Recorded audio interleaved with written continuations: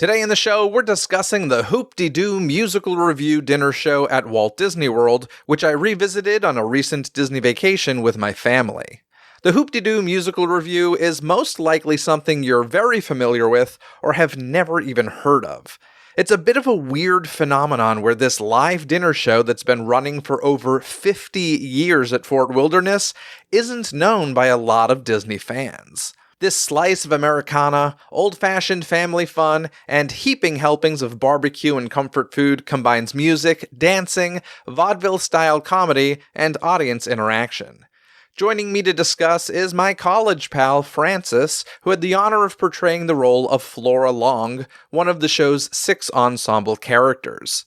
Whether you're someone who has personally enjoyed the Hoop-Dee-Doo Musical Revue yourself, or perhaps you have no idea what I'm talking about, you're sure to enjoy this story of its origins while taking a peek behind the curtain of a tradition steeped in Walt Disney World history.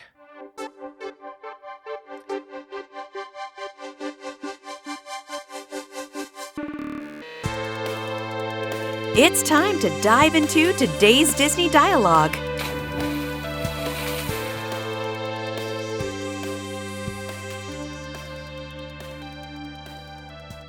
Hello, Francis, and welcome to Disney Coast to Coast. How you doing? Hi, Jeff. I'm great. I'm shocked. It's amazing to speak to you after all these years. 20 plus years?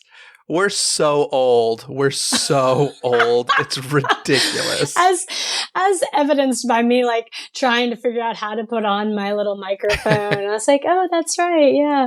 Yes. Well, I am excited to have you here, and we're going to be talking about something today that many people have fond memories of, but also a lot of people, especially Disneylanders, may not have even heard of it. It is the Hoop-Dee-Doo Musical Revue dinner show at Walt Disney World, more specifically at Disney's Fort Wilderness Resort and Campground, and even more specifically in Pioneer Hall. So I would like to start with, how familiar were you with this show before being cast as a performer in it? I don't think it was on my radar, at all. I was, a girl who grew up loving the Disney princesses. Like, I knew who Belle was and I wanted to be her, and I knew who Ariel was and I wanted to be her. But no, I didn't know about the Hoop-Dee-Doo Revue. I think I'm pretty good at, like, in audition lines, like talking a lot to people and figuring out what's going on. So I think I had found out probably about it, that was, a good spot for a vocalist anyways. But no, I didn't know anything about Hoop-Dee-Doo. Okay, so you went into the audition super blind. I love that. I did. You're right. Very blind. I went in thinking, I want to be Belle. Like, I guess a little naive. I was really, right out of college. And I was like, yeah, I want to be Belle, because that's what a lot of people, growing up, a lot of people are like, oh, your voice is very Belle-esque. Like, I've played Belle before, like in different regional theaters. And so I was like, oh, I want to be Belle, Yeah, there's a longer story that I don't know if you want it now at the audition, but we'll get to the audition in a little bit, but it is interesting to learn that you weren't auditioning for Hoop-Dee-Doo. You were just auditioning for Disney as a whole. For Disney as a whole. Like, actually, I was so ignorant, I didn't even realize that the vocal world of Disney, so like the vocal actor world, is very different than the character actor world. And when I walked into my audition, I didn't realize that. I didn't do my homework, I guess.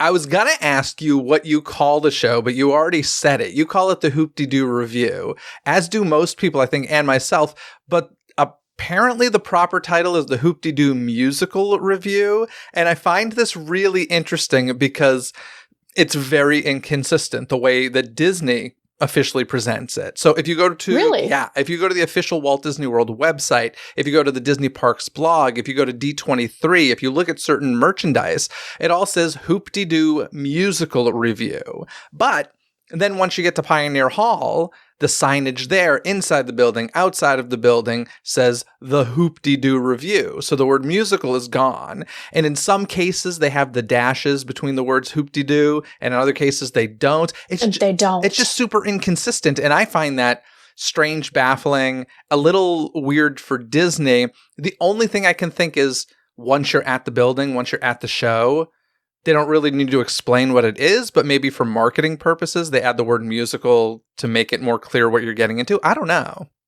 I think it's because a lot of people will say to me, oh, you've worked at Disney World. What did you do? And I'll tell them the Hoop-Dee-Doo Revue. And they're like, what's that? I think a lot of people don't know what the Hoop-Dee-Doo Revue is unless your parents took you. And because honestly, how as a child would you know about these characters in this dinner review unless your parents had taken you there or you had heard someone talk about it or knew somebody in the show? So I think it has to do with, it's not a very popular thing. And but so it is severely popular. 50 plus years sold out 3 times a night. Like, oh, that's so good to hear. I guess it is. You're right. If they hadn't been doing that well, they hadn't been running it so long. I'm not sure, but I'm telling you, Jeff, most people, when I talk to them and they're like, oh, what'd you do at Disney? And I say, oh, the Hoop-Dee-Doo Revue. And they're like, oh, I don't know that. That's what I love about the Hoop-Dee-Doo Revue. It is like this hidden, deep cut secret that millions of people know of. But sure, I think it's definitely a returner thing. So if you go to Disney for the first time with your young children, Hoop-Dee-Doo Revue is probably not on your radar. I'll be honest, as a mom of young children, like, I don't know if that would be on my first radar, but maybe like when your kids get a little bit older and you're looking for more engaging things for them to do, you realize, oh, there's this dinner theater. That might be fun. And so I think it's one of those things that the returners know about, the hard Disney lovers know about, but a lot of people that maybe have just been to Disney once didn't really do a lot of homework. They didn't really know about it, you know? I completely agree, but that's what I find so fascinating about it because... Well, you're right. You're right. It's an amazing idea that it's been going on for 50 years. It's unbelievable. Yeah. Is it the only thing? I think it's the only show, right, that's been going that long. The luau that was at the Polynesian had a very long run, but ended in 2022, which we'll get into. But I don't know. That's what I find fascinating. I have no idea how my parents first heard of it because I first attended as like an 8-year-old. And I just recently revisited, many years later. And I don't know. It's not something you hear people talk about, but I don't know anybody who's seen it who has not liked it. And even me, like, it's not my genre. I don't like country music. I don't like hoedown stuff, but I love the Hoop-Dee-Doo Musical Revue. Like, it is so much fun. I just marvel that it does so well, has run for over 50 years, and I don't know how they market it because I don't see much marketing for it. I don't know. It just seems to be all about word of mouth. It blows my mind.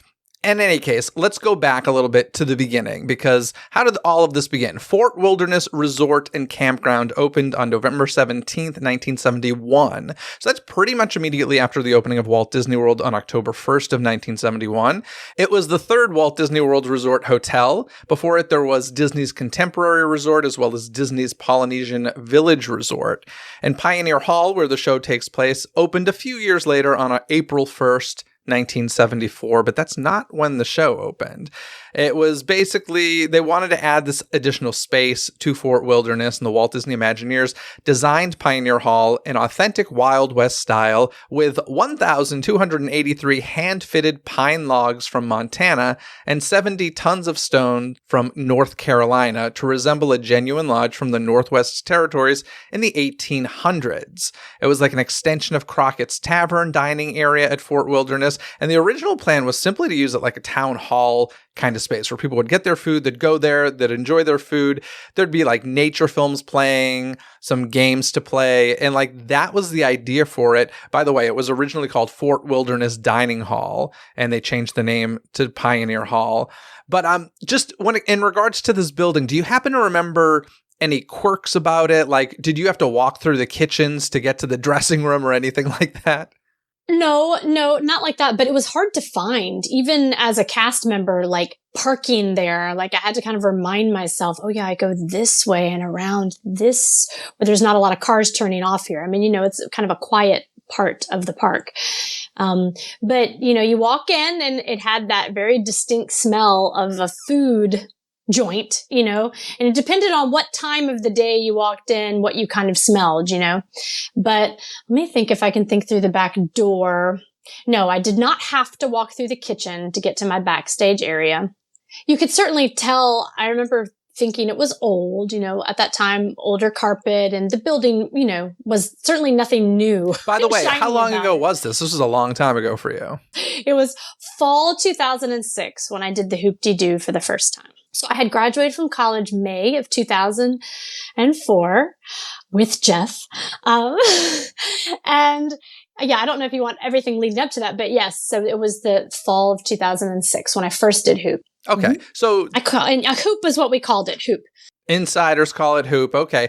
I guess a little bit. Have you heard that? No phrase? Like we would call it, hey, are you at the Hoop tonight? Yeah. Or, No, I think the shortest I ever hear is Hoop-Dee-Doo. Yeah. Yeah. But so who knows? The building could have had updates since, 19 it years might ago. have, yes. But at the time. The last time I saw it, I did it for a year. So not consecutively, but the last time I did Hoop-Dee-Doo was in 2007, and they had not had any updates to the building since then. So I'm not sure, what has happened since then. But I'd love to hear you were talking about walking through that backstage door. What was it like? Because this was a building, as I just mentioned, wasn't initially made for a dinner show. So were there proper dressing rooms? Yes, they had, we would walk in and there was a little, a green room. And it wasn't very bright or anything. It was just tan walls and at that time, tan carpet. Everything was carpeted in this place. You would just sign in there. You had your, stage manager board, and usually the stage manager had her office there. So I'd say hi. And then you would go into the dressing rooms, and all the girls had, one dressing room, and the boys had a separate dressing room. And it was your standard dressing room. The three girls sat next to each other with our big, mirror lights. And what I loved about it is when you walked into your dressing room, everyone's personalized wig was there. So what Disney World did so well, they had an amazing production staff. So they had professional wig hairstylists. They had our costumes. So I had my own personal wig that someone made for me. So every time I did the Hoop-Dee-Doo, it would come out and it would be waiting there with my name on it. And it would be beautiful. I mean, all coiffed and just perfect. And then they would have my shoes. I had my own pair of shoes, that had my name on them. They were there. And then my dresses. And I had two dresses just in case. So one, and then another one in case. So you would walk in and you kind of knew, and you knew if you didn't know who was on that night, you knew from the wigs because they were all labeled. If the other girls weren't there, then you knew who was with you that night.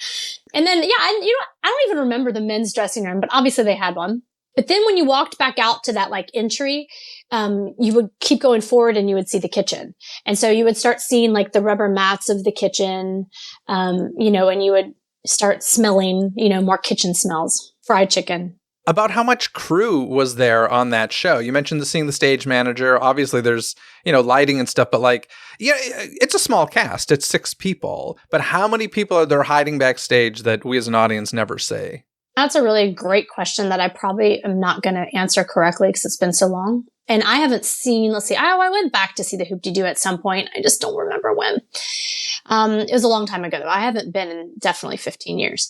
So, there was a pianist. We always had a live pianist, which is so much fun. They worked their butts off. The musicians, the piano and the guitar that are out there, the way the show's set up, the actors kind of get breaks so that we can eat during the show. But the piano and the guitar are out there the whole time, busting their butts, playing live music, which I love because easily I feel like this could be something where the performers are performing to tracks, music tracks. So easily. You're absolutely right. And as a singer, I'm so appreciative that they still have live music, and they did.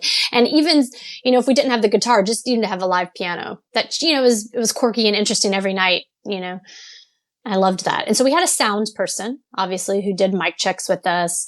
And then we always had, I think we might have had one costumer with us just to make sure everything was okay. I don't remember. Maybe they came and did a costume check beforehand. The stage manager was definitely there. I'm probably forgetting some other people. And then obviously the restaurant had a much bigger staff than us. Sure. Right. Very cool. Well, when it comes to putting this show together, basically Disney realized that they could make more money from the space using it as a dinner show space as opposed to just the town hall concept. And so they were thinking about what they could do. And basically at that time, 1974, Walt Disney World, there just wasn't enough to do at night if you weren't in Magic Kingdom. And the Spirit of Aloha Luau at Disney's Polynesian was very successful. It was just selling out every night. Sadly, it closed in 2022. I kick myself for never having experienced it because, first of all, I'm not a huge luau fan, to be honest, so I don't think I would have enjoyed it as much as Hoop-Dee-Doo, but, obviously it was a big part of Walt Disney World history. I should have experienced it. I didn't. It closed, but Hoop-Dee-Doo lives on. Well, I did, and may I say something about I've been to Hawaii a few times, and I've been to a few different luau's. The Disney luau is still my favorite. Oh, still my interesting. favorite. Disney luau is still my favorite. Better than the luau's that I experienced in Hawaii. Okay, because I went to a couple different luau's in Hawaii, and I was just never that impressed. And that's probably part of the reason why I never did the one at the Polynesian. But I will say that Disney's Aulani Resort in Hawaii now does a luau. So I'd be curious to know how that is. If that has any bearings. Probably not. I bet it has no bearings to the one that they did at Walt Disney World. But I mean, my parents and I were talking about that luau actually not long ago, how good it was and how funny it was that in Hawaii we couldn't find one as good. Yeah, that's the thing. I think I've gone to 2 or 3 in Hawaii, and every time we just leave and we're just like, meh. It's one of those things you feel like you have to do when you're in Hawaii. Sure. Well, you hope. It's like a golden ticket. I keep thinking I'm going to find the really good one. So I try to go to a different one, when I'm there, but it's funny. Amazing. So I understand why it was so successful. Sorry. Yeah, I think it, clearly was successful, ran for many, many years, and it is what prompted the Hoop-Dee-Doo Musical Revue. It was a success, so they said, let's do something similar at Fort Wilderness. The other thing was Fort Wilderness is, the cheaper hotel location to stay at, and so the guests there weren't spending as much money. And they were like, we need to make more money at this resort. And so they're like, let's put in a dinner show, hoping that the guests there would go to this dinner show. What actually happened most of the time, obviously not always, but they were busing in from the other resorts to come see Hoop-Dee-Doo.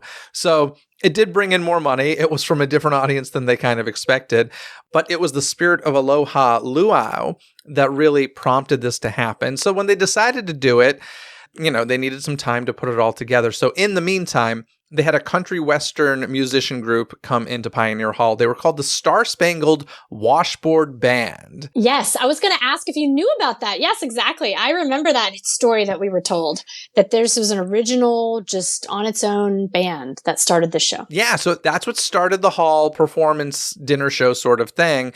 And I just think it's interesting that they're called the Star-Spangled Washboard Band because, as you know, in Hoop-Dee-Doo Musical Revue, there's a big washboard sequence as kind of the finale of the show. And I'm curious, is there any correlation? Was that a tribute to the original show in the space?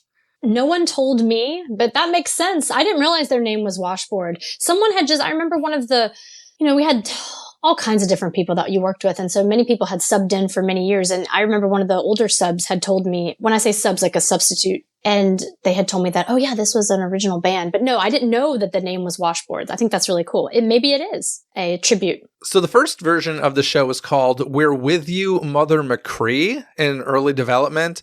I'm really happy they changed the name to do Musical Revue. I know. I don't know what that's about. Yeah, it doesn't. I don't recall that. I think it was based on a song title or something. But yeah, don't love that title. Glad it was quickly changed. The first official performance was June 30th, 1974, described as a slice of Americana, old-fashioned family fun, and heaping helpings of good down-home food. It combines music, dancing, vaudeville-style comedy, and audience interaction.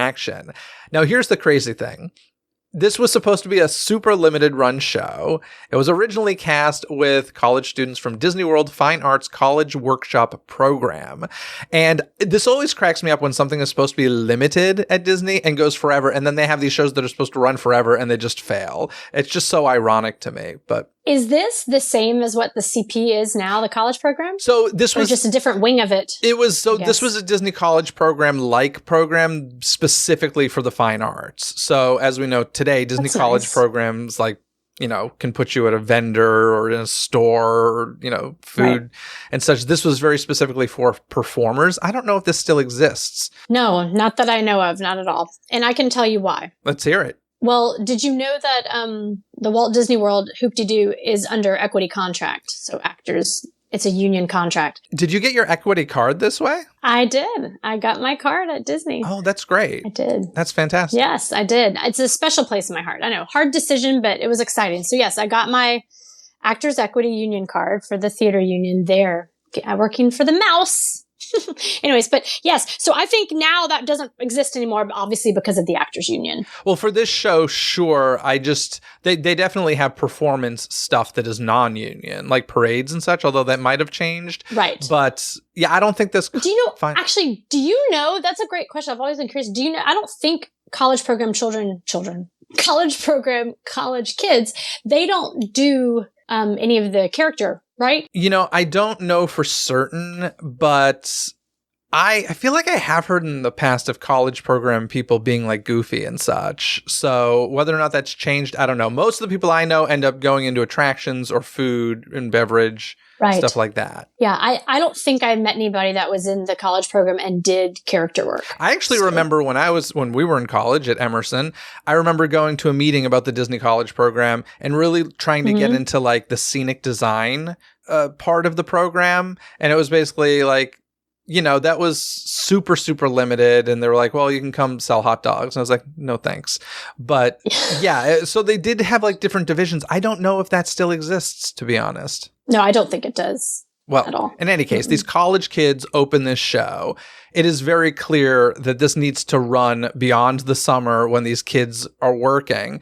So just over 2 months after it launches, on September 5th, 1974, it's decided this is going to be a permanent show. They need to recast it. I don't know if it became equity at that point necessarily, but it was clear it was going to be a long-running show. Whether or not they knew 50 plus years, I doubt it. But you know, It brought folks from the other resorts to Fort Wilderness and Campground. It made them some money, and it's. I mean, it's a great show. I'm a huge fan of live theater, and it's the epitome of that. It's perfection in that way. You know, you just never know what you're going to see every night. There's a lot of breathing room. Between the interaction between the actors is different every show because you don't know who's going to be in it sometimes or different character. You know, so it was so refreshingly fun. So I understand why it's been going on for 50 years. I shouldn't have doubted that. It's true. I don't think, you know, when I marvel at how long it's run, it's not about the quality of the show. It's about the lack of awareness of the show. Yes. And well said. And that I don't see much marketing for it. I just don't.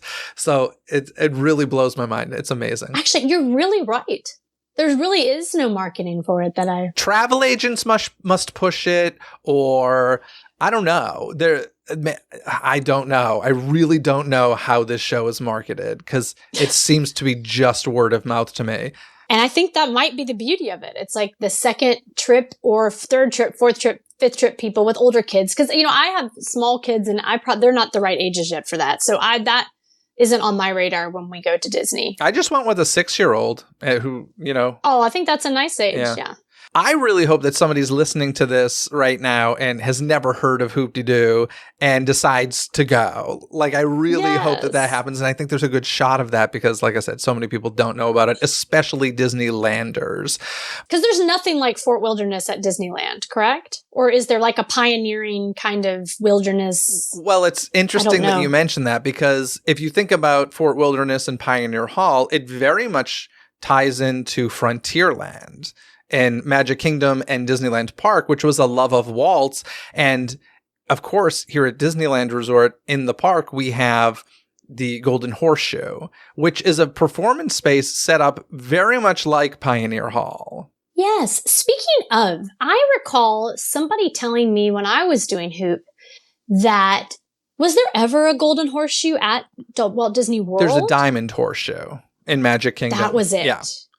No. But did it ever perform? It had performances? Or it's still open? Wait. The Diamond Horseshoe is still in Frontierland. I think they use it for private events these days. Golden Horseshoe at Disneyland is still kind of open to the public. They sell ice cream and chicken tenders and stuff. But there is a stage. It's very similar to how Pioneer Hall is set up, which actually makes me wish, and I honestly think the way that Disney's always looking to get more money out of people's pockets, I'm surprised.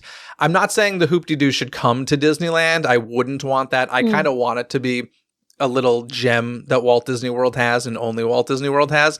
But a similar concept show in Golden Horseshoe in Disneyland, I think would be cool. The big difference would be you need theme park entry to attend that. Whereas Hoop-Dee-Doo, by the way, we'll get into the price of it and everything in a bit, but like one of the nice things about it is you don't need theme park entry. It's a great offering.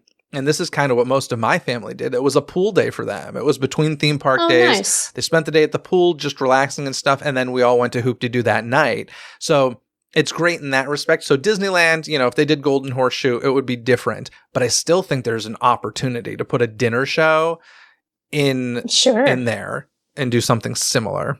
The Golden Horseshoe, I should say, has had live performances on the stage. It's just always been kind of a come and go sort of thing, as opposed to this whole, sit down, buy a ticket, sit down, have a full meal, see a full show sort of thing. So I don't know. It would be interesting. But let's get into the characters for a second, because these pairs of men and women are kind of broken up into, there's the comic relief couple. Their names are Six Bits Slocum and Dolly Drew. And then the singers are Jim Handy and Flora Long. You were Flora, correct? I was a Flora. Excellent. And then the dancers are Johnny Ringo and Claire DeLune. And they are very much, they all have their specialties, which is great. And the concept is that there is a broken down stagecoach full of performers. That's the six of you.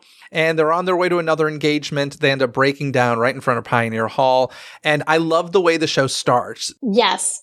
So it's a wonderful memory, and it's actually really refreshing, because in most theater jobs, you're not like walking outside, So yeah, everyone's ready. They give us the 5-minute call. And then stage manager says, okay, you're clear to walk. And so we would leave backstage area and we would just walk outside of the open air, possibly with umbrellas if it was raining. They had umbrellas for us backstage, but we would walk out and go around to the entrance. And, is that the entrance that you guys would come through? Or no? Was that a different entrance? It is. No, it's the same entrance. I was curious if you had like a covered walkway or not. No, it's not covered, and it wasn't then. Okay, I don't know if they've changed that. I don't think they have, but it was so refreshing, because you like to kind of chat for a little bit with some of your actor friends that were in the show that night, talk about maybe something that happened last night or what was going on, or something with the weather, because we were like walking outside and the nights were so beautiful. They were so nice and the stars were out, and then you would kind of just stand at the door and they would do the big knock. Right? It was a lot of fun. The entrance. I'm sorry, you should probably describe it more. Right? No. So go ahead, since you just saw it. You're good. So you'd get that knock on the door, and then the actors would come barging through the same doors that the audience just walked through, and it just immediately starts with a high energy. And it was very unexpected. Even me returning this time, like I didn't remember that from the first time, and I was like, oh, that's fun. That's such a fun, high energy way of starting the show. So my experience recently, I'll say I did this originally in 1990. Once again, I have no idea how my parents heard about this. I'm going to guess it was word of mouth. But I was a little concerned returning. I was excited to return, but I was concerned because I had super fond memories of Hoop-Dee-Doo from 1990.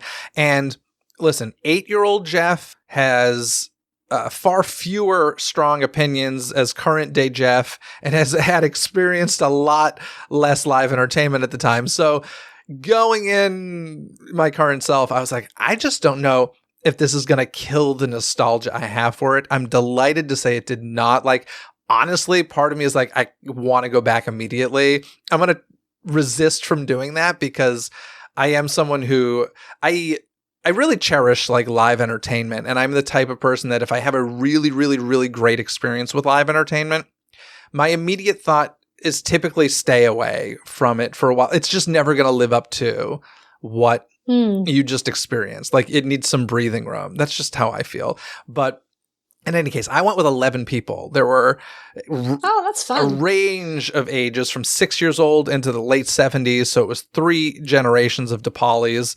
That's great. We like those big tables. Were you all at one big table, or did they divide you up? No, we're at one big table. Where were y'all seated? We were pretty on the floor? Yeah, we're on the floor, pretty close to the stage. And that's great. Yeah, and it's so funny because like there's a ton of audience interaction, and one of the first things that happened is one of the performers come up to my dad, which we have super fond, or I just remember really, really well from the first time. Same character came up to my dad, same exact scenario, says, "Where are you from?" Massachusetts. Most of the table was from Massachusetts.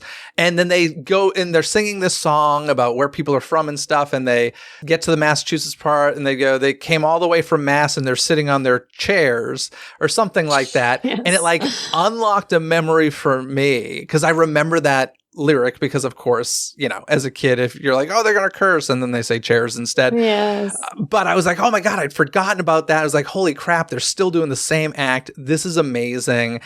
And I'd love to hear more about that state's song. How hard is it to learn that song? Had to memorize everything, and you would help each other out. You had to memorize them all. So you just, in your rehearsals, we would do that a lot in rehearsals. Okay, hey, we got 5 minutes. Let's do some states, or stuff like that. But yeah, and you would, gosh, I wish I could remember, but exactly like in the moment there, signaling each other, if you couldn't remember, there were definitely like hand motions or face motions if you needed help with something, I think I might be making this up. I remember possibly recalling forgetting one state one night and you just kind of give, somebody else a look and they jump right in there for you. So, that's great. It's fun. Yes. But yes, I don't remember any of them. You could probably remember all of them. What ones did you hear? Oh, I heard that one? Numerous ones, but the only one I remember is Massachusetts. I do remember taking note though. So obviously the Mass one had a rhyme joke to the lyric, but I did, if I'm remembering correctly, there was a state that was mentioned and it didn't really matter what the state was because it wasn't part of the rhyme. So it was kind of like a lyric that would work for any state and you could just plug in the state is what I noticed. And I was like, okay, that's clever. But I was kind of curious how many of them actually have like state rhymes versus just generic. Oh no, they were all. I remember. I thought every state had a rhyme, if I recall. And maybe there's some, ones that get reused. And or maybe that's the, they have a dummy one that is like, just in case we forget, just use this dummy line that will work for any of them.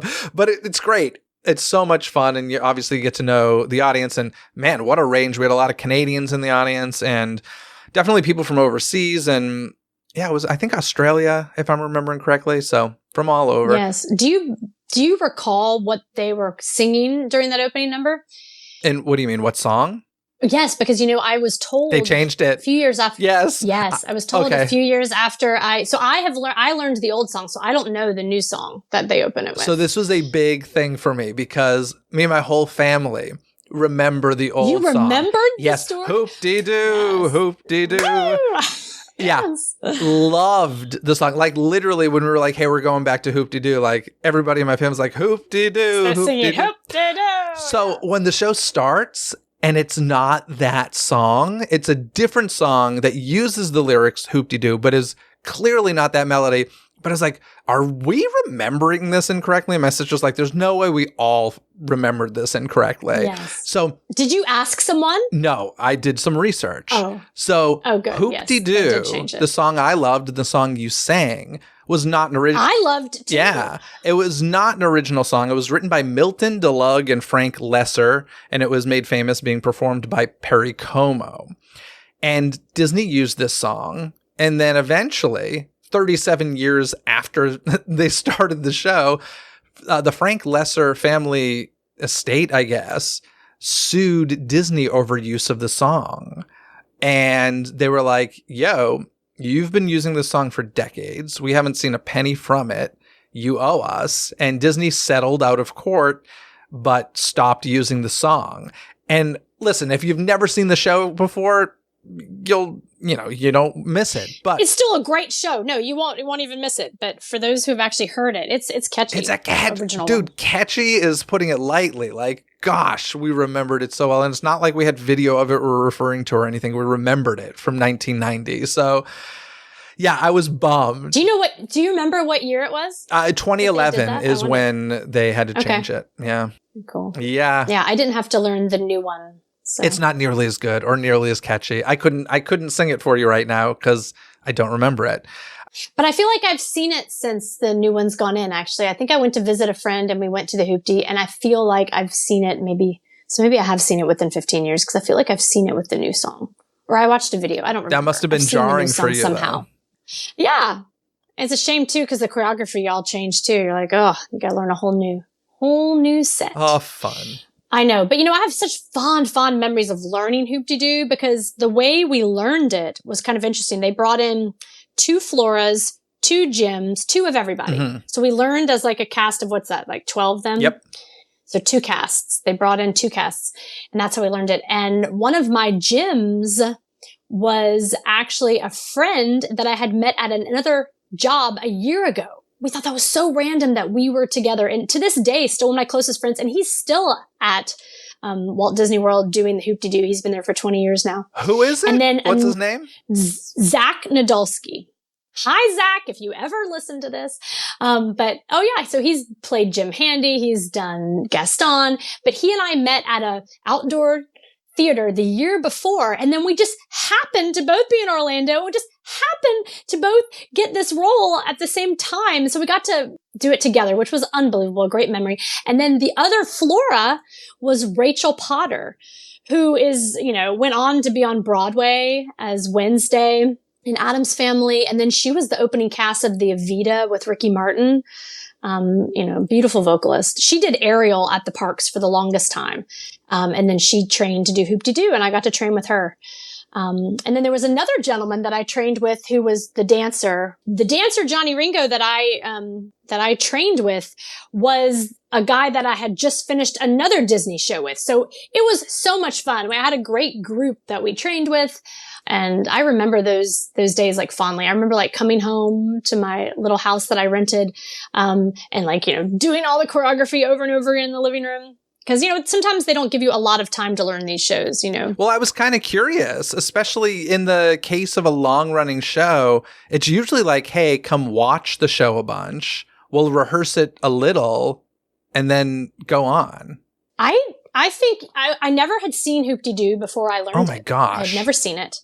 And of course, we stayed, I think we had 2 weeks, 2 weeks or 3 weeks of rehearsal, and we got to stay for some shows. Obviously they wanted us to stay, to see some shows, to make sure we understood how everything worked. But it was so much fun. Just so much. And that was a really great role for me. I loved playing Flora, and I'm a songstress, I'm a singer first, then actor dancer. So, I loved being the songstress, and, her moments by the piano and stuff like that were so much fun. And I got to do the show in the fall and at Christmas. So at Christmas, it changes a little bit. And so we got to do all these beautiful Christmas songs. Like one of my songs for Christmas that I sing to myself probably every week is there's no place. What is it? There's no place like home for the holidays. So like that is like, I just think of Flora every time I think of that. So. Yeah, I think the next time I do Hoop-Dee-Doo, it's going to have to be during the holidays because I do want to see that version of the show. There is a song in the show all about the instructions of like how to get more food and all that kind of stuff, which I find funny. Oh, that's right. That was really fun. Yeah. Because it's all family style and it's basically all you can eat, or Disney doesn't call it all you can eat anymore. It's all you care to enjoy or something like that. Really? Yeah, like across the board, they got rid of the term all you can eat because apparently too many people were taking it as like a challenge. Right. And then as an actor in the Hoop-Dee-Doo, you kind of had an assignment every show because each character had to pick someone, right? We had to pick our people. So from the top, right when you open those doors and run on in, you're like starting to just look around and try to talk to people and see who might be fun, what families are maybe having a special gathering. You probably wanted to pull somebody from one of those families. So backstage, when we had breaks, we would say, hey, what do you think of this guy? Or somebody would be like, hey, Francis, did you see that guy? He'd be great for you. Or because we had different roles, right? I had the Indian and different people had to pick different people. And so that was a lot of fun. You were always talking about the audience. So they're talking about you. They're probably saying, hey, you want to pick that guy with the bald head? He's got that big face. Did any of your family get picked? No. Other than my dad being, talked to at the opening, nobody got brought on the stage. But I assume they still do that. Oh yeah, right? they still do that. Yeah, What did you look for when you were looking for somebody? Well, we each had we were told to like kind of describe a type because I think I was the native. I was looking for the native Indian, which is person. Cut now, I believe. By the way. Oh, yeah, great. See, I didn't even know that. Who was in? Do you know? Did you happen to notice who was in it instead? I wonder. Then, can you recall? There was somebody who was like a cowboy. There was somebody who I think was playing like a Davy Crockett sort of role. I know one of the cast members did Davy that. Crockett. But I can't remember exactly, but I know a while back there have been slight changes to the script due to, kind of Sure, of course. modernizing and dealing with controversial things. And one of the things that was removed was the Native American. Right. That makes sense. But that was my role. I don't know now what Flora is looking for. But, you're just looking for a strapping young guy to come play the native. Because doesn't the native help? Does he help rescue? I don't remember in our story. But the whole idea was, our line was a strapping young gentleman, or something like that. So we needed to find that or find the really opposite of that. That would be really funny, or something. But yeah. Yeah. You never had a hard time finding people, obviously. Although sometimes every now and then people didn't want to go up. So, we had to kind of deal with that. But do you ask them before you go to choose them? Do you whisper in their ear hey, would you mind coming up on stage? I don't recall doing that. No. Because the people who all went up during my show were all, it wasn't it's not like it was theater people who just wanted to be up there, but everybody seemed to get into it more than I even anticipated. I was like, oh, these people are playing along. And I love that. Oh, nice. No, I have a fond memory. My parents and my brothers came to see me that Christmas that I was doing it. I was running 2 shows at the same time at Disney. I was doing 'Twas the Night Before Christmas in Tomorrowland in the Magic Kingdom. I was a vocalist for that show, which was so much fun. And then I got to do the Hoop-Dee-Doo. And they came at a time when I was scheduled for both in the same week, so they could all come see both of them. And I picked my brother. And I don't think I gave him any notice. I remember he was really surprised when I picked him up and very upset with me. Asked him to come.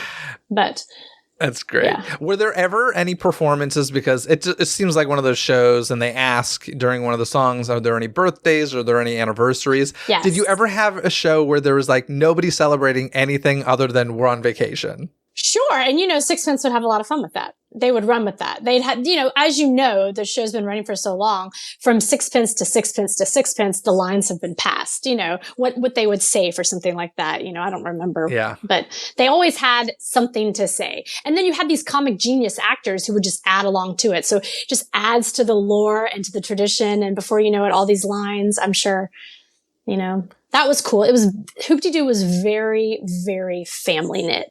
If you did Hoop, you all knew the people who did Hoop. And it's just because it's so interactive. You really get to know people, and you're kind of in there with them. And so it was great. It was a very family atmosphere. So yeah, I'd love to talk about the casting a bit, or as far as how big the cast is, because this is happening. It's Wednesday through Sunday, so most nights of the week. There's a 4 p.m., a 6:15, and an 8:30 show, which is mind-blowing to me, not only because of the performers, but how quickly they need to, swap out, get the diners out, clean up after those messy diners, and then set up a whole new table setting. It's mind-blowing to me that the turnaround happens so quickly. But I assume it's the same performers for all 3 shows, correct? Usually, unless there was a break between that third one, right? Say the times again. 4 p.m., 6:15, and 8:30. Oh, okay. Maybe not. But yes, usually I was on for all 3. Unless one of the regulars could only do the top 2, they would get a sub for the third if they had to, something like that. But no, you were usually on for all 3. But some things happen, so-and-so got sick, or maybe they would call in a sub if they could, for instance, at that first show, if so-and-so wasn't feeling her best, she would call in some subs to see if anybody could come for maybe the second or third show, stuff like that. So you definitely every now and then had people come in who weren't with us for the rest of the night, just because someone wasn't feeling well or stuff like that. So how many multiple casts were there? If there's 6 people in the show, are there 18 cast members at a time, or? I don't know that, but I can tell you who was contracted. Back in 2006, there were 2 contracts for both of I think it was just 2. Was it 2? And then there was a person that had a part-time, maybe that was it. There were 2 full-time Floras. And then there was a third person who was the part-time Flora. She worked half the hours, and then she was there, and then they had subs. And, to be a sub, you obviously had to be trained I'm just talking about Flora because that's what I know. You had to be trained as that character. And then to consistently be in the show as a sub, you had to, do a show every so often. And I apologize. I don't remember how often it was.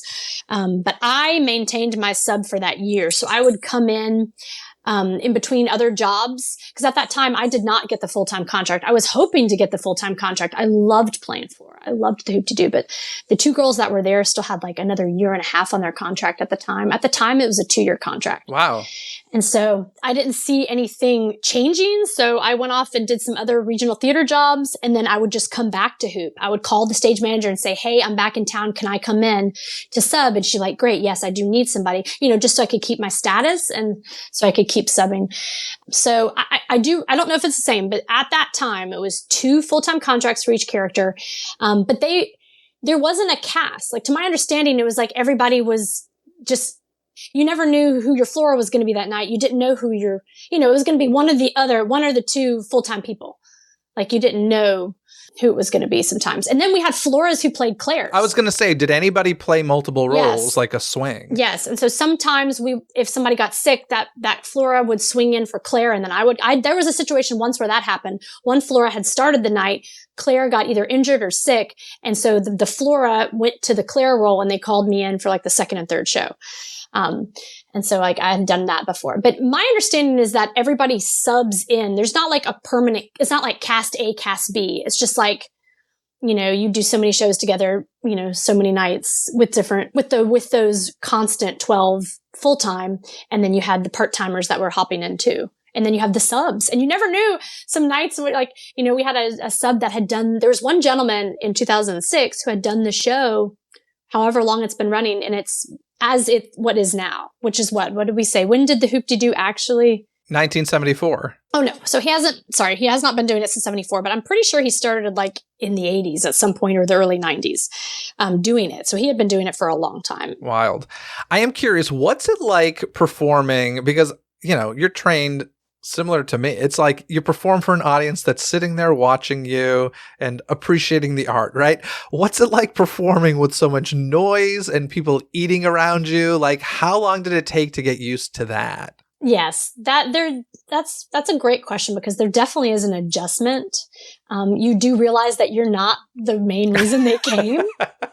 It's true. You realize, oh, they're hungry. I will say it is the main reason I come. And so I was actually really surprised and delighted, because I didn't remember this, that y'all take breaks between your little acts, because like all I want to do is pay attention to the performers. Now, granted, the majority of people probably don't feel that way, but I really wanted to pay attention to you. So I was like, actually, like, oh, I'm hungry. What am I going to eat? Oh, they're leaving. And when you took a break, I was like, oh, thank God I can eat. But sorry, I interrupted. What's it like getting used to that? No, it was certainly adjustment, because yeah, absolutely. They're not watching you at all times. That's different too. Think about a live audience in a theater. Their eyes are on you most of the time. In this situation, that's not the case at all. Their eyes in different places, doing different things. But you have your castmates. Their eyes are on you, and so that's why at the Hoop it was a fun, very buddy cast of people, because, we just had each other. Sometimes we had the audience, sometimes they were eating, stuff like that. And then you really got to know the wait staff. The wait staff became family too, because some of those wait staffers have been there a long time. And so they know the show in and out. And you would hear them sing. Like I have memories of like the waiters coming in and like singing with me on the way in or out of wherever entrance I was doing. Or did you see this? Sometimes they interact with the cast out on the floor. I don't know if you got to see any of that. I don't remember any specifics of that, but it felt very familial. And I couldn't tell if this was being put on or not, but it really does feel like the 6 performers are performing for each other. Like y'all are making each other crack up, and part of it could have been just part of the act, but it did really seem like you're trying to entertain each other, because you knew you're the ones paying attention to each other 100% of the time. Well, I will say this. I have fond memories of some of the guys, like one actor that was playing Jim, another actor that was playing Sixpence. In my experience, those first few months when I started doing the show, they were veterans. They had been doing the show for a while, a few years. And so they had all this back and forth comedy that was just kind of between the two of them. We were all like experiencing it, but they really knew what they were saying to each other through these, comic words that they're. So it was very interesting watching that dynamic as well, and trying to learn really what that joke really meant. It meant something else to the audience than it meant to the cast, stuff like that. So, that was really interesting to see that. Were there any rituals that you remember, either backstage before the show or anything like that? Not always, but sometimes one of the Johnnies that I would work with would like always do a flip, like on the way to the stage door. Stuff, to the I guess you call it the stage door, stuff like that. No, but there was always like back then in 2006, Flora Jim had a lantern, and, I helped Jim with the lantern. So you had your prop, and, other than there being like some physical stuff outside, or, I don't remember there being too many. I mean, during the show, there's all kinds of rituals, like, when you're clapping together or singing together, or when you're back to back with someone else and you have like really, you're touching, and, there's those little rituals. Like some people would, change the choreography just a bit to do some little something with the other one, or stuff like that. I love it. Let's get into some food statistics for a second, because these are crazy nightly statistics. So this is one night. Over 3 shows, one night, over 900 pounds of fried chicken is served. Over 400 pounds of pork ribs, over 400 pounds of potatoes. Those mashed potatoes are amazing, by the way. I will say the best thing on the menu. So good. Oh, that's nice. Over 120 pounds of corn, over 30 gallons of baked beans, over 15 gallons of strawberries, over 12 gallons of whipped cream. By the way, the famous strawberry shortcake, the one change to the menu over the years was originally it was apple pie. That changed in 1979. Otherwise, the menu has stayed the same. And I gotta ask, I can imagine being part of this show. And granted, you were, you filled in for people, so maybe you weren't there as consistently. But I can imagine if you've been doing this show for years, you probably never want to see or smell fried chicken or pork ribs again. I hear you. I hear you on that. I'm excited now that we're having this conversation. I'm excited to go back and have the chicken and pork ribs. But back to the chicken, I remember having a few nights where I'm like, "Oop, that's a grease spot," like on the floor, like greasy chicken. Like we obviously had really good grips on our shoes. Disney had us very well prepared, but still, like or going backstage, like whoop, like hold on to the door there. Whoops, there was a little grease spot. Like whoops. I remember that a little bit. And that smell. I mean, like when you walk into that dining room, that smell of that fried chicken. I have memories of that smell, and I wonder if it still smells the same, probably. Speaking of the grease spots on the floor, there is something that happens during the show that is a lot of fun, but I must admit in the moment I was like, this is gross. So the napkin swirl sequence where, you encourage the entire audience to take their napkin and swirl it over their head. Great fun. But this is like more than halfway through the show. So there's like, these are were there things gross. Flying through the air? I didn't see any, but that was the thought in my head. I was like, these are gross used napkins being twirled over our heads. That's funny. There's going to be some chicken skin flying or something. I don't know. Chicken skin. It's been part of the show since the beginning, so I'm sure it hasn't been an issue. And in fact, at one point, they used to have the audience stand on their chairs and swirl the napkins. And I don't think we did that. Yeah, they cut that from the show pretty early on because just for safety reasons. But I did think that. The other thing I want to talk about in regard to food, this is just a feeling I have in general. I'm going to get up on a soapbox. We need to stop shaming adults over chicken tenders, is what I got to say. Because if you got kids with you, they'll offer chicken tenders. And I'm just going to tell you, I prefer a good chicken tender to fried chicken. Any day. Did someone say something to you, the waiter? But it's just this mentality everywhere you go. Oh, well, the kids menu has the chicken tenders. I'm like, no, put chicken tenders. I'm not talking chicken nuggets. I'm talking chicken tenders. A good chicken tender is so good, and we need to stop pretending it's only for children.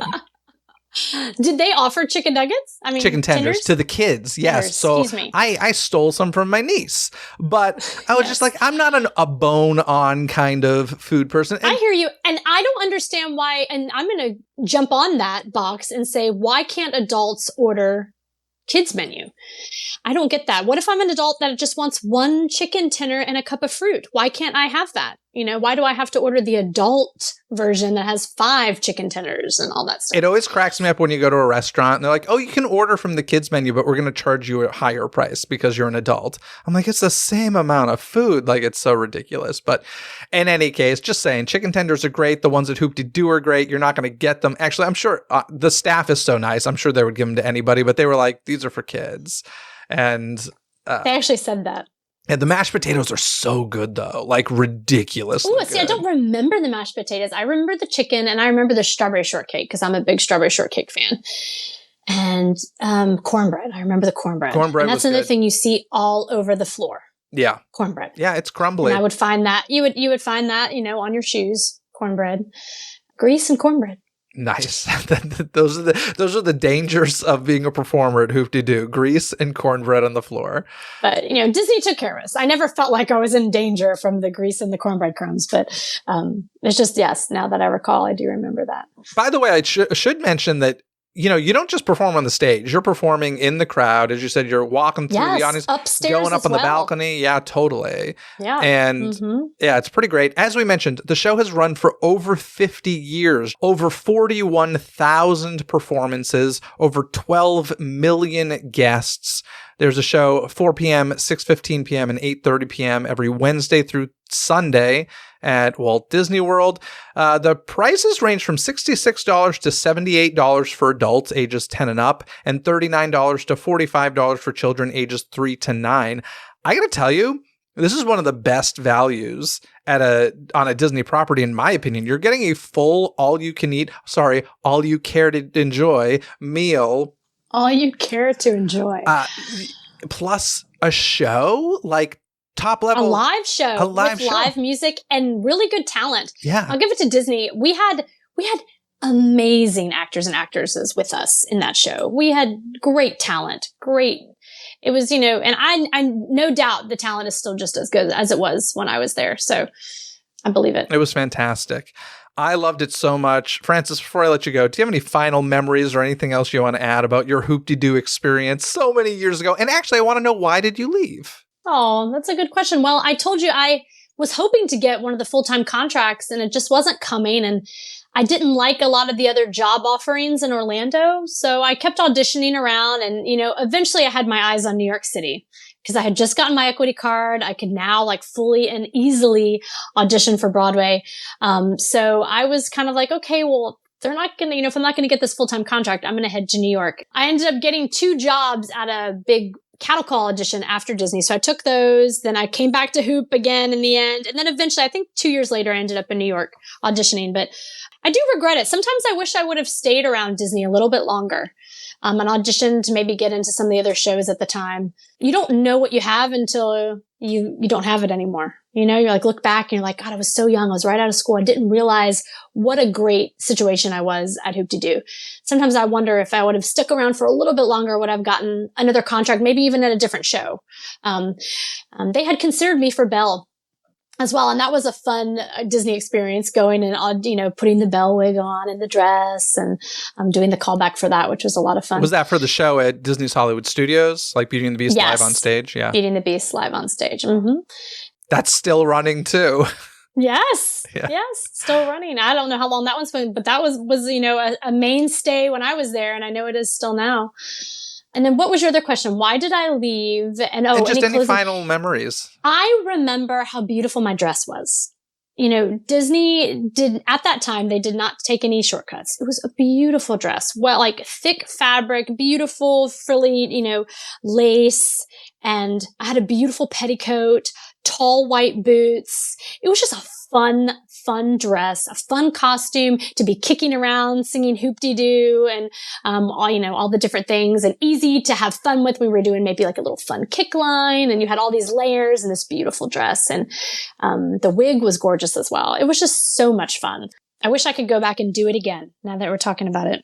Well, maybe you can one of these days. Who knows? Listen, there's the age range of performers is all over the place at that show. Depending on the role, right? Okay. When I was there, in 2007, and maybe they've changed it, and I hope they have changed this, they started cutting down a little bit on age. They're like, oh, gym handies can't be, in their 40s anymore. Where we had some really handsome and talented gym handies that would come in their 40s sometimes, And so I don't know how they're feeling about age now, but I know the roles of Sixpence and Dolly are kind of ageless, is what we were always told. They're kind of just the comedy duo. They could be older. We had older ones that would come in, and we had then the younger ones that would play on the fact that they were younger, So I don't know what ages, but I can't wait to bring my kids back to Hoop-Dee-Doo. Now that we're talking about all this, I'm like, I want to run and go now. I think my 5-year-old's still probably a little young, but he would enjoy it. So I'll probably wait a few more years to bring them, but I can't wait to bring them. So thank you for helping me bring all these memories back, just flooding back in my head. It's awesome. I'm so lucky and blessed that I was able to do it. Listen, I'm so happy to reconnect with you in this way. And can you just leave us with a line or two from that opening Hoop-Dee-Doo musical number that is no longer part of the show? I know. All I could remember is like, you might remember it better than me. All I remember is Hoop-Dee-Doo, Hoop-Dee-Doo. That's all I remember. I remember. Yeah, that's all I can sing. And I remember, did I have something in my hand? Sometimes I had a tambourine, but like I had to I'd do it for you, but it'd be inappropriate. But I had to kick up to the ceiling up here. I was like, Hoop-Dee-Doo, Hoop-Dee-Doo. That's kind of what I remember of it. That's great. I don't know if I did it justice. I wish I had my big petticoat and my wig and my tambourine and my strong Jim Handy next to me. They were always so handsome and fun. Awesome. Well, Frances, thank you so much. This has been a blast. Oh, thank you, Jeff. Thank you so much. Stay in touch. Now it's time to bring in Meredith from Mini Memories Travel for another Disney vacation tip. But before we get to that tip, let's talk a bit about some news. Meredith, how's it going? It is going great, Jeff. How are you doing? I'm doing really well. As I mentioned to you, I just got home from a Walt Disney World vacation, which we'll talk about in just a minute. But I want to discuss a bit of news about some Galaxy's Edge stuff that was announced. Are you familiar with, I know you're more of an East Coast person. Are you familiar at all with Star Wars Season of the Force, which happens here at Disneyland? Such a huge fan. And I mean, stupid things. I love the layover that they do on Space Mountain called Hyperspace. I'm like, why not always? I love it.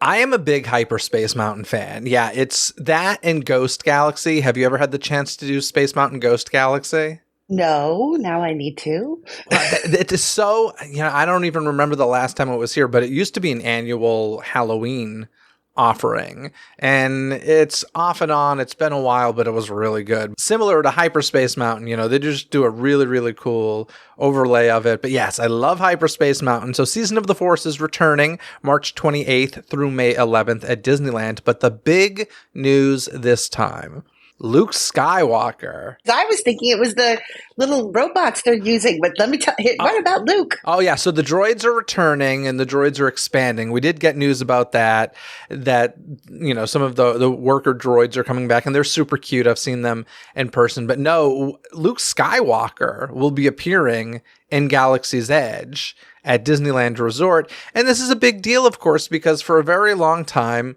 the whole purpose with Star Wars Galaxy's Edge was a very strict, tight timeline in which Luke Skywalker did not exist.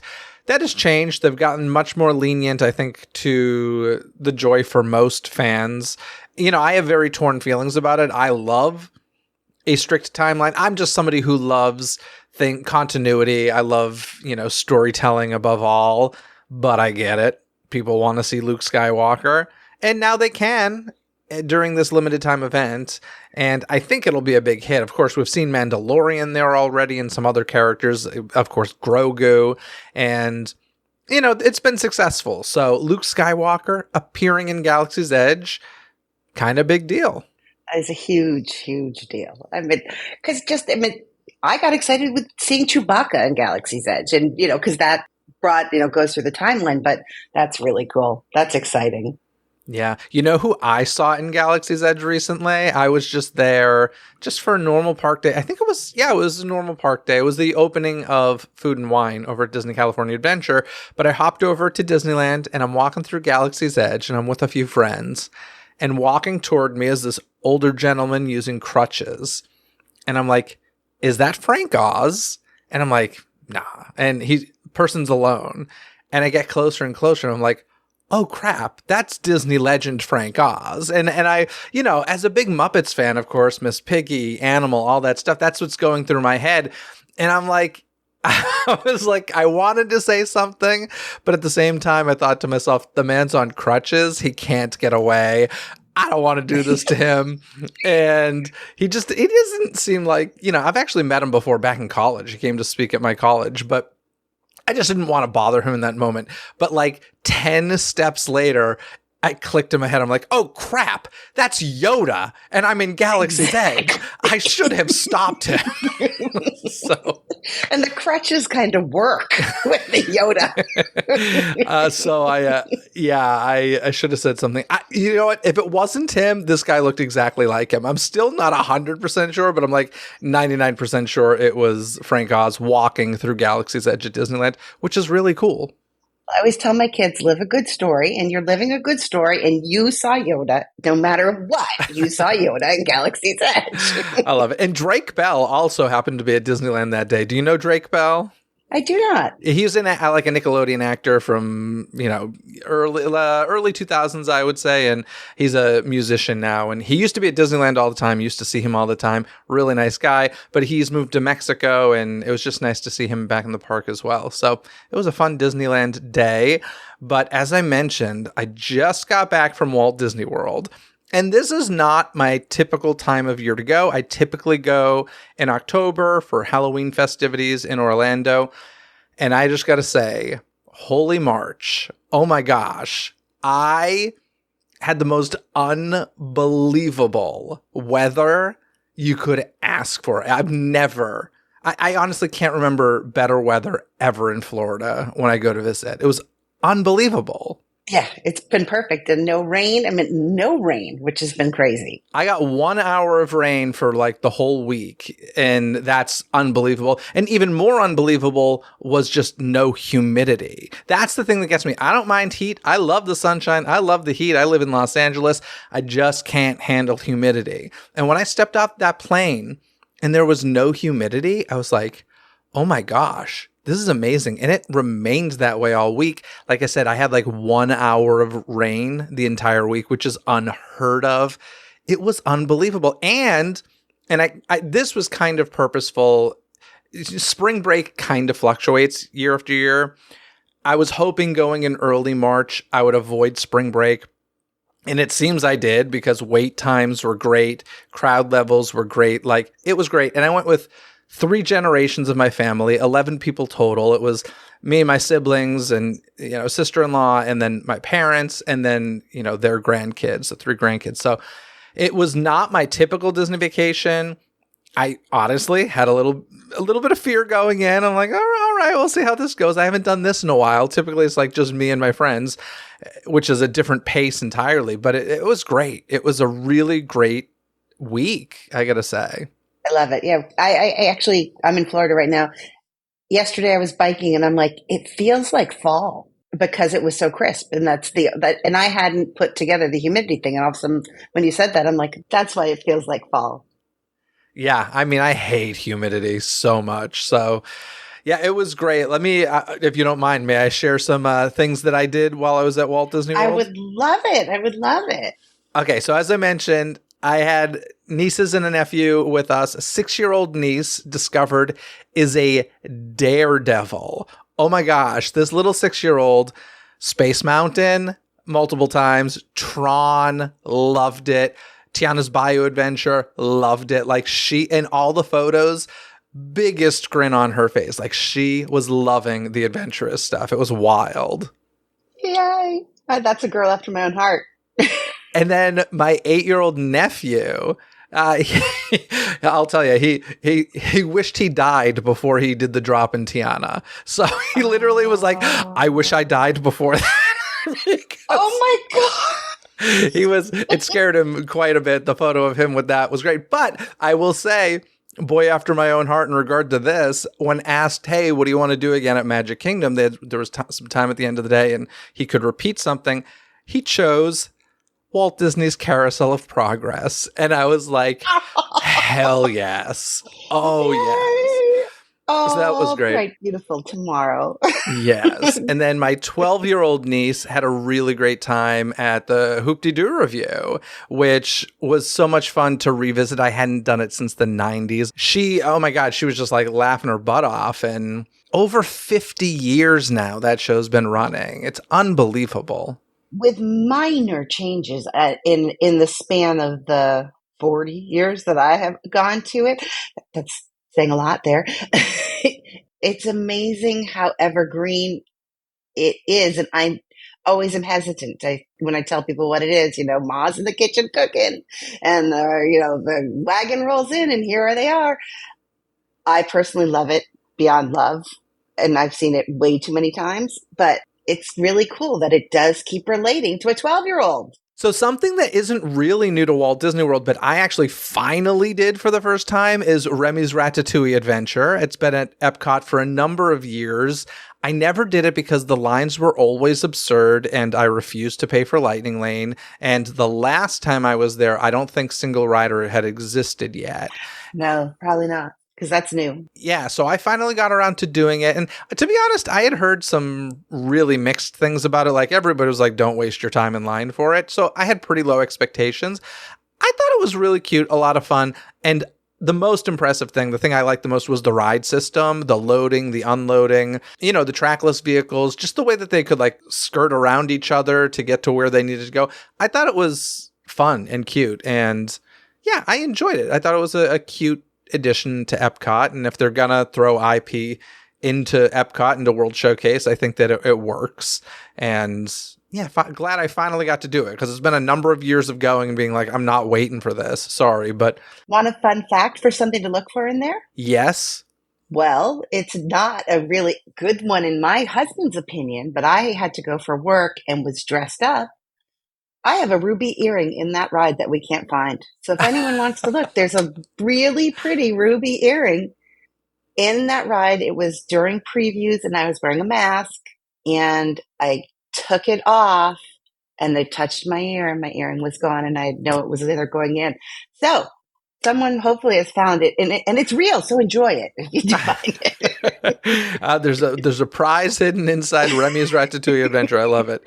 Speaking of Epcot, though, I got to tell you, I am obsessed, and this was not my first time seeing it, but I love Luminous so much.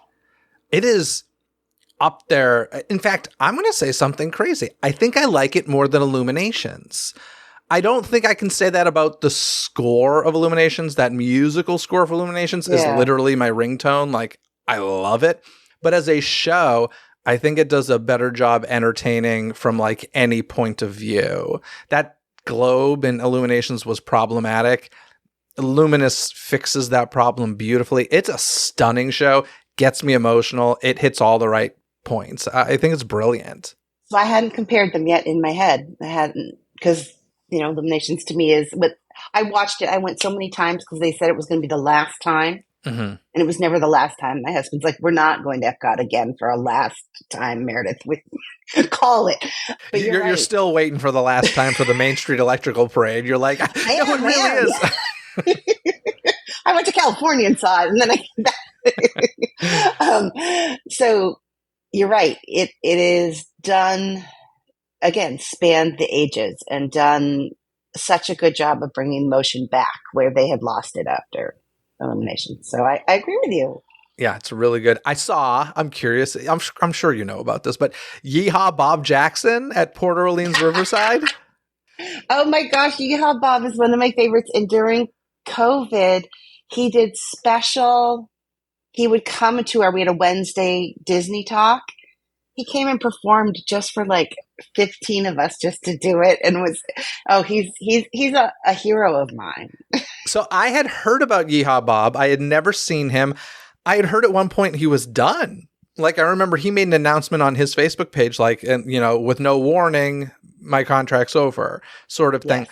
I don't know what happened and or when or how he got brought back. But I was staying at Port Orleans Riverside and, walking through the lobby, you can't miss him. You can't. And, I said to my friends who were like, oh, you got to see him. He's a Walt Disney World staple. He's an institution. I'm like, yeah, I do need to see him, especially since I'm staying at this resort. And I go, and I say this with all due respect, I'm always impressed by people who have a career singing who can't sing. He can't really sing. No, he can't, but he does his bit so well. He is entertaining as hell. The crowd is with him. People are getting on their feet. They're shouting. Like, people are into it. A lot of fun. So really enjoyed that. That was great. And of course, I had to say a couple of goodbyes while at Walt Disney World. I rode the Liberty Bell Riverboat, which, Is closing that portion or maybe all of Rivers of America. I don't even know all the details. Yeah. But Liberty Bell Riverboat, I assume, is going away because of it. So I was sure to make, another circle tour, a final circle tour around the island there during my visit, as well as a final farewell to the Muppets for myself, because I really thought back in October I was saying goodbye to the Muppets. So this was really a bonus for me, to be completely honest. And I was really happy to get one more chance to say goodbye to Muppet Vision 3D. So that was fun. I love that and paying the tribute and having that moment to do it. Like I said, I might overdo mine because, like you did, thought it was gone, and then I'm like, well, now I have to go again, and it is special. Yeah, and they deserve our tribute. They're institutions at our institution. It was actually closing while I was there, and I did not go because on this trip I didn't go to Disney's Animal Kingdom, but I was there during the last day of It's Tough to Be a Bug. And that would have been nice to be at, but it doesn't mean the same to me that the Muppets do. But still, a great attraction, perfect for the Tree of Life, and had a nice run. I'm glad this one got a proper farewell, because Disney California Adventures, It's Tough to Be a Bug, did not. And that was kind of heartbreaking. It just closed one day and never came back. So I'm glad fans got to say farewell to that. Yeah. And it's been kind of fun seeing all the fans talk about that one, because people weren't it sort of faded into the background, which is why it's going away. But it was fun to watch the emergence of everyone going, remember the first time you got stung and they ran across and all. I can say all that now because I'm not going to ruin anyone's surprises. It had been a while. I think you're past the spoiler alert part. We're good. I finally did Tiana's Bayou Adventure at Walt Disney World. I had done it a number of times at Disneyland. This was the first time doing it at Walt Disney World. As I said, the wait times were just so manageable. Pirates was 5 minutes. I think I waited 35 minutes for Tiana, something like that. There were some that got high, those 60, 70 minutes for some of the big ones. But Tiana in 35 minutes is great. So this was no lightning lane or anything. This was just standby. So that week after that you went is one of my secret weeks. It's one of my tip weeks, because everyone's done the winter ski break thing, that they would go there instead. And it's before the really first colleges hit. And it's a great little moment. It was perfection. Absolute perfection. So yeah, Tiana's Bayou Adventure, really nice to see it in good shape there, because I'll tell you, Disneyland's, even though it opened much later, the last several times I've ridden it, not in good shape. A lot of broken audio animatronics figures. And it was looking good at Magic Kingdom. And I was really, really happy to see that. Very, very similar, as is expected. Of course, there are differences, but nothing super major to mention. But it was fun to do that. And, there are two more things I want to talk about. One is something that needs to be fixed. And another one is something that was fixed. And I'm so delighted by it. I'm standing on Main Street watching the fireworks at Magic Kingdom, and I'm so used to Disneyland where everybody stands in the street and the sidewalks are for traffic. Right. Does this rule, are there just no rules at Magic Kingdom when it comes to fireworks and exit plans and all that stuff? Because I'm standing there and people are just walking past me and, acting like I'm in their way because they're trying to exit the park. I'm like, there's a show going on. Do you not see this? What is with this mass insanity during fireworks at Magic Kingdom? They used to close both streets on either side, but then you couldn't get to the stores, and the stores complained. They used to. You mean the sidewalks? They used to close the sidewalks. Okay. Yeah, so the sidewalks were where you're walking, and then you could stand in the street. But then there was always the people sitting on the sidewalks, and it became a bit of a jostling. And I don't know why they completely gave up instead of coming up with one walkway. If you're not going to do both sides of the street, do one, do something. It totally works at Disneyland, though. Guests watching stand in the street and then moving traffic on the sidewalks. And then they can get to the shops. It works at Disneyland. This is insanity. And I don't ever remember it being crazy like this. I'm sure it has been. Yeah. I actually feel like at one point, and I could be totally wrong here, but I feel like at one point, it was the opposite of Disneyland, where you had to stand on a sidewalk and then the moving traffic stayed in the street. I could be totally wrong about that. That is certainly the setup as they're setting up. That is certainly the where you can wait is on the sidewalk, like sitting Gotcha. on it and right along, and that moves through. But then it switches, and it's just mayhem. You're right. Okay, well, Magic Kingdom fireworks exit strategy honestly, it needs to be a top priority because I was just angry. I'm like, I'm here to watch a show and I have people bumping into me and I don't know. It was weird. It honestly just felt very un-Disney. I'm like, this is one of the most disorganized things I've ever seen in my life. It was crazy. I really suggest people never watch on Main Street for that reason right now at all. If you're I have the sneak in people who will say to me, Meredith, it really matters. I want you by the train station where you can't get jostled and where you can make your exit, or I have you above, Crystal Palace and the Plaza area.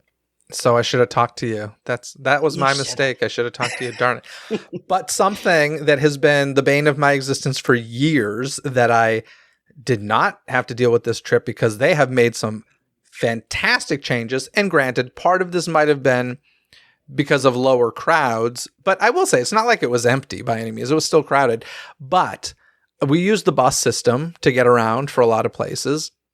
I have never had an easier bus system in my life. Like, I never waited more than 10 minutes, and it was usually less than 5 minutes for a bus to come, arrive, and take me away. To the point that, in fact, the first night we got there, I went from a water park, and then we had to get to Disney Springs. So in order to do that, we had to go to a hotel and then transfer to Disney Springs. And so we got to like an all-star hotel and we're like, oh, let's just walk around here while we wait for the Disney Springs bus to arrive. We literally walked off one bus and walked right onto the other. And I was like, are we just getting insanely lucky? But it happened for like 4 or 5 days. And I was just like, wow, they have really fixed the bus system. It seems, from what I've heard, they have added more buses and hired more drivers. And it has made a huge difference because I used to hate waiting 20, 30 minutes for a bus. And it was like that. That's not exaggerating. You could wait 20 or 30 minutes for a bus. And that does not seem to be the case. At least it wasn't when I was there that week. And I'm thrilled by that. Oh, they're also live tracking it. And I don't know what the difference is because obviously they've always known where their buses are. But they're having someone control it too, which is making a big difference in the regularity instead of, because sometimes you could be somewhere and you go, well, that was 2 buses in a row. Someone is stopping them and saying, no, wait here and then go. And that's keeping it. So it's 10 minutes, not 20 or 30. So they're doing a great job. Yeah, I would say the one I was most concerned about was I was at Disney's Hollywood Studios and I had to get to Hoop-Dee-Doo Revue. And so I was leaving Hollywood Studios around 4-ish. So it wasn't quite the end of the day. And it's usually those middle hours that they're sending less buses. There's more at the beginning of the day and the end of the day. So I was like, I could be waiting here for a while. Nope, that was the one that I think was maybe 10 minutes. And it was fantastic. I really happy. I never thought I'd be happy with the Disney bus system, and whatever they've done to fix it, fantastic. Keep it up, please. It was great. Exactly. I couldn't agree more. Yay.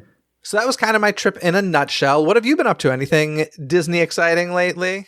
My only Disney thing, I watched Moana 2. Can you believe it's taken me this long? No, I totally believe it because it's not that great. But no, and yes, I had that moment while watching it that I said, I waited so long because it was my son's favorite movie.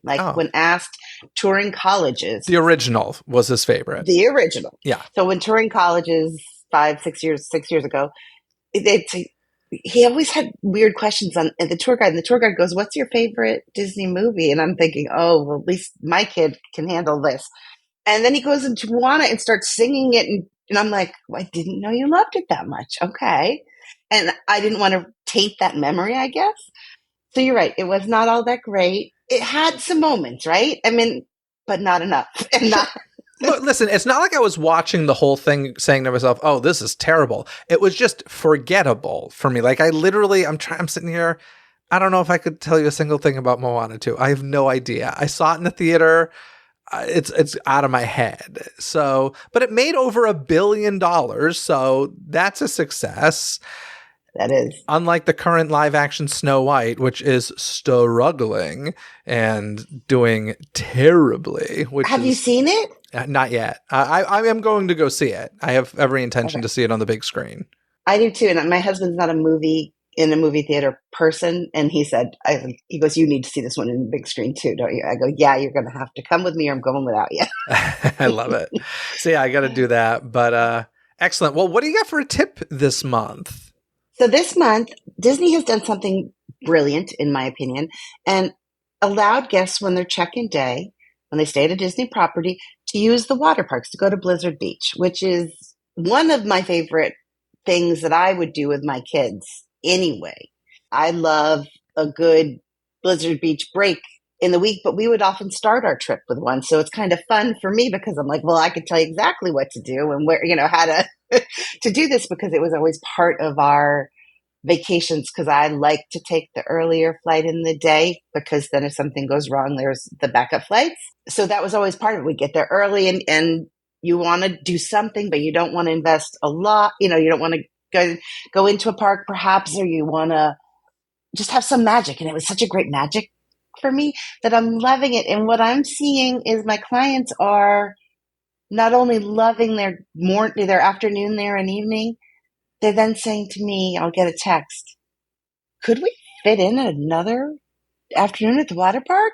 So I think it was brilliant of Disney. They're letting people see how nice their water parks are, that they're not just the same as going to a Wet n Wild or whatever. And, I think spreading out the crowds then too a little. I think it's a good marketing, and I think it's great for the client.